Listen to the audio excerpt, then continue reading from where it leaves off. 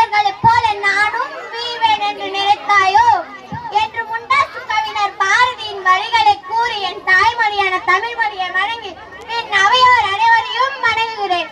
தூங்கும் புலியினை பறை கொண்டு எழுப்பினோம், தூய தமிழரை தமிழ் கொண்டு எழுப்பினோம். இவன் தீங்குறு பகைவரை இவன் என்று நீங்குமோ, செந்தமிழர் உணர்ச்சி வேர் கொண்டு தாக்குமோ.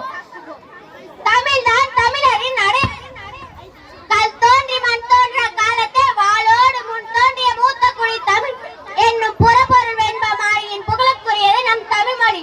அவரவர் தாய் இந்த உலகத்தில் அவரவர் தாய்மொழியில் பெயர் வைத்துக் கொள்வார்கள். ஆனால் தமிழர்களாகிய நாம் அந்த தாய்மொழியே பெயரை வைத்துக் கொள்வது தமிழினத்தில் மட்டும்தான்.